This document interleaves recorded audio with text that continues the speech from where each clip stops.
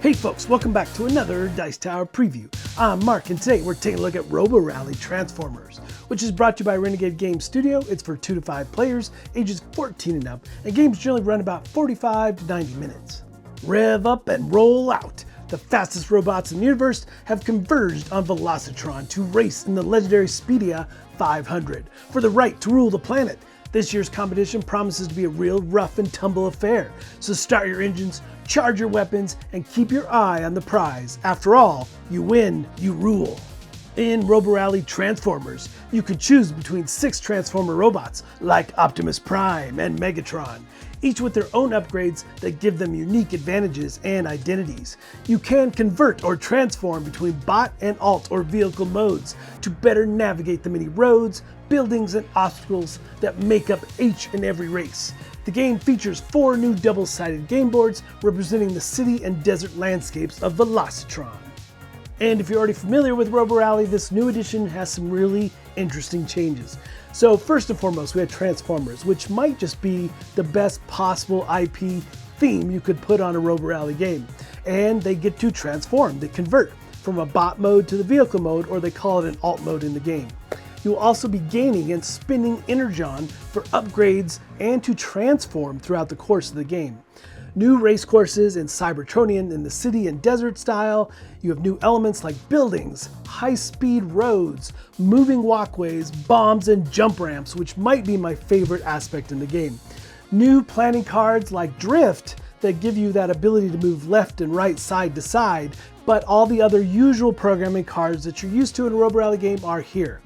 And it also includes 6 Transformer miniatures, like I said before, but they all are in their transformed state as bots.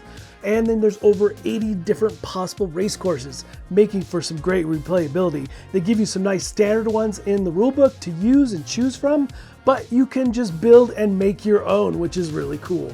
So for this video, I've set up the map that is the Circle of Death.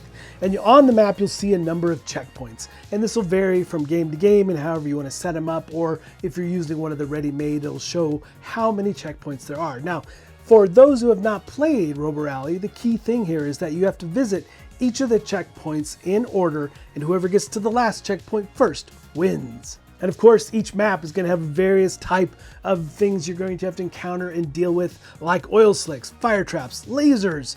You also have those ramps, which I love in the game, and you've got buildings that you can move inside. You've got the road areas that you'll be able to take advantage of if you're in your vehicle form. And of course, there's going to be pit stops and obstacles to be mindful of along the way. Now, this map doesn't have it set up, but there's also portals that can be in play that allow you to move from one place to the other, as well as mines or bombs that can be placed out as well. And of course, each player will have a Transformer. You've got Autobots, you've got Decepticons to choose from. You have 6 in total. And you'll get a player board to go with that, your own set of cards for programming your movements, as well as your character tile that has 2 sides. You've got your bot side and your alt side, or your vehicle side, and that's how you show when you've transformed and what mode you're in. Because the miniatures you get with your character are just going to be in the bot form. And on the board, you'll see a place for your Energon that you've collected, how much you have, how much you've spent, as well as your checkpoint marker that you'll be moving along the track as you visit the different areas. Your main deck of cards will be placed on the draw pile. You have a discard pile for after each round of the game is over, and you have your own set of personal upgrade cards that are specific to that Transformer. Now, there are other upgrades you can get through the course of the game, but these ones are specific to you, making it very asymmetric and giving you different abilities. Now, you're gonna have to pay Energon in order to get these upgrades into play, but it does give you all kinds of options, as you're going to start with one general type of upgrade as well. Now, there's a couple different types. You've got permanent upgrades and you've got temporary upgrades. So once your temporary upgrade is put into play and you've used it, then it goes to the discard pile. But the ones that are specific to you always stay with you. So if you remove it from being installed, your personal ones will stay with your character. And there are just so many different types of upgrades. You might install an upgrade that allows you to leap over obstacles, or maybe you're going to bring in an airstrike to do damage to a 2x2 grid, causing your fellow players to draw damaged cards. So there's lots of different directions you go with your different types of Transformers and their personal abilities, plus the generic ones that you can draw. Now, the thing is, you're going to start with the generic one, but the first phase of the game is upgrades. So every player will be doing this simultaneously. You can spend an Energon in the top left corner of the upgrade card. Will show you what it costs to put it in play or install it on your Transformer. And you can only install one upgrade in this particular phase, but you can also uninstall an upgrade if you need to make room for something better. Also, you have the ability to draw more upgrade cards. By spending one Energon cube, you can draw an upgrade card. So there's all kinds of generic ones here. Again, some are temporary, some are permanent, things to keep your eye on and how you want to evolve your Transformer. Next is the planning phase, where you will draw up to 9 cards in your hand. And then you're going to be playing 5 cards, basically programming your robot. So you'll be playing them face down in your registers, 1 through 5, and in turn order, when we get to that phase, you'll be playing each card and so forth. And that's going to move your Transformer across the board, trying to get to that first checkpoint, or second, or third. And you're going to be trying to avoid obstacles, you're going to be trying to maybe position yourself in a way to do damage to your fellow players. But also, it's going to be key to keep an eye on where you might end up, because based on the others that are playing, they might push you or bump you into areas that you don't want to be in. And if you've not played Robo Rally, these cards that you're putting into play, like I said, are going to program your robot, but you've got things like moving forward, and it could be a number like 1, 2, or 3. You've got turning right, turning left, and in this new version, you've got drift, which basically sliding left to right. And you've also got again, which will repeat the previous card in the sequence. Again, you're gonna be doing it in sequence, 1 through 5, and these areas are called registers. So you start with the first and go until you get to the 5th, and that's the end of the round. But these cards also have one for getting Energon cubes, so you can get more energy to use later in the game and so forth. Also, in this planning phase, you have the ability to choose for free to transform your robot to bot or to the alternate mode, which is the vehicle mode, and you're going to start out that way for this particular round. So those first 2 phases of the game were all played simultaneously. This next phase, the activation phase, is really the heart of the game, and here you'll be taking turns. So each of the cards in your registers will get activated in turn order. So whoever has the Cosmos priority marker will go first. Now you will have played all your program cards face down. So on your turn, you'll flip over that first card and then it'll move around the table and you'll take those actions. So based on proximity to other Transformers, that may end up pushing folks into areas of the board they don't want to be in, and then perhaps throwing off the whole rest of their turn. So it could push them into hazards, maybe oil slicks, so they're off a couple spaces from where they thought they would be. All kinds of mass mayhem can happen. So after each player has taken their turn, then it's time for all the board elements to activate. And you'll do this in order. You have moving walkways, which will go first. Based on the arrow, it will move 1 space forward. You've got pushers. Now pushers are interesting because they will push you a space, but there are numbers on the pushers. And if you're in that register for that particular turn, standing in front of the pusher, you will get pushed, which again could throw off your whole programming moves. And then space bridges activate. These are the portals that I talked about before. Move you from one area of the board to another, basically give you some fast travel options. And then fire pits activate. Anyone standing in a fire pit will gain 1 damage. Now there's several different types of damages, but you will draw the card. Basically it will dirty up your hand, and we'll take a look at these in a sec.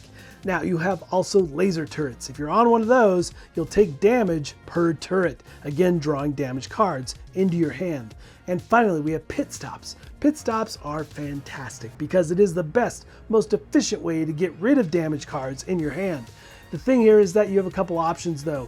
You can get more Energon, or you can discard damage, and you can do either or both. So the thing is that you could take 2 Energon, or you could get rid of 2 damage cards. Lots of different combinations of how you might use the pit stop, but it is a fantastic tool not to be missed.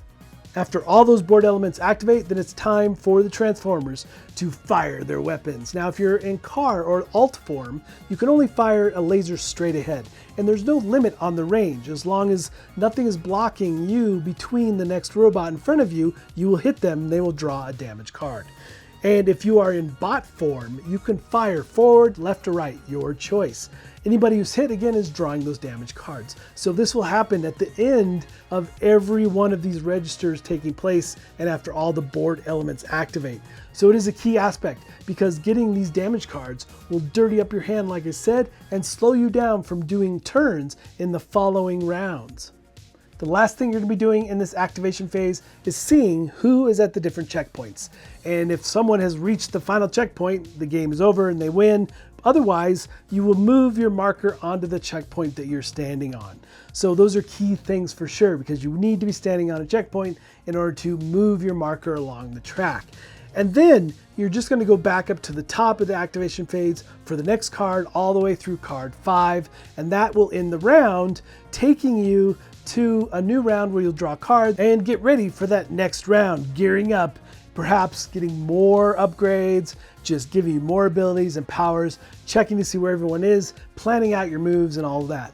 Now, there's some interesting things that we didn't cover. There are some areas of the board that you'll activate right away. So if you're on a register, maybe register 3, and you happen to be a bot and you end up on a road, you can use these arrows if you transform into your alt mode. In your vehicle mode, the arrows on the road become very advantageous. You'll have to spin an energon cube to transform into a car before moving to take advantage of those arrows. And basically what they do, a straight arrow will allow you to move 1 extra space. So if you move 2 spaces, you move 3.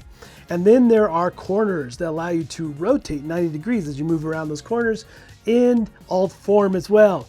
And then there are also buildings. Now, inside of buildings, you have to be a bot. So if you are inside of a building and you come across a corner, you can also do a similar rotation.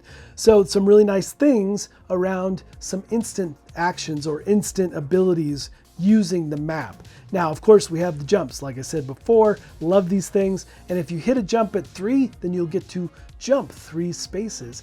But if you hit it at the wrong time and you only get 1, then you're going to plop off the other side of it, which could end up in a hazard. So that can happen, especially if you get pushed into a ramp. Also, when you take an action, you might hit an oil slick. If you do, you immediately slide through the slick to the next spot. So there are definitely some areas of the board that happen immediately upon activating or encountering them. Now, you also have damage. We'll talk about these different cards. As you draw these cards in your hand, they start to make it more difficult for you to draw enough cards to be effective on your turn. So there's several different types. There are instant damage that you'll have to deal with immediately, and then you'll discard it. And a lot of these types of damages will allow you to spend energon to get rid of them. Some are going to be more permanent in your hand, and you can only deal with maybe at pit stops. But also, when you program out your movements, you can put damage there, basically skipping your turn and not allow you to do anything, just so at the end of the round you can discard a lot of the damage cards you've gotten. But again, the most efficient way of dealing with damage is hitting those pit stops for sure. So those are the basics of play. And if you've not played a Robo Rally game, just know that all your movement, it is a programmable movement game. So as you plan out your moves and your path to the different checkpoints, someone could push you off your path, causing the rest of your cards in the registers in 3, 4, and 5 to take you to a spot you weren't planning on. So that can happen and will happen quite frequently in the game as you bump and push each other around the field and do damage to each other.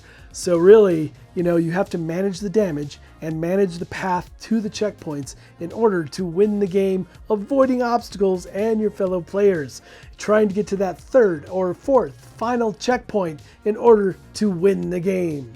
All right, folks, just a reminder once again, this has been a Dice Tower paid preview, and everything you've seen here is done and ready to go. Yes, this is a published game, so go after their website and give it a closer look.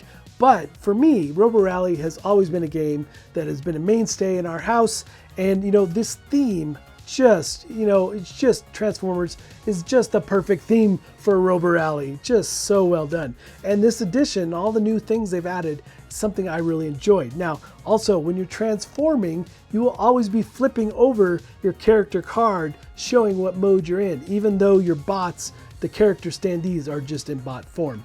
And all the checkpoints. Important to note that you will have to sticker these when you first get your game and get it ready and set up. So lots of neat things. I love the fact that there are different areas of the board that you have to be mindful of and transform at the right and appropriate time. But folks, ultimately, if this looks like something of interest to you, I'm sure they'd appreciate your support. So I think that's it for me, and until next time, we'll see you at the table.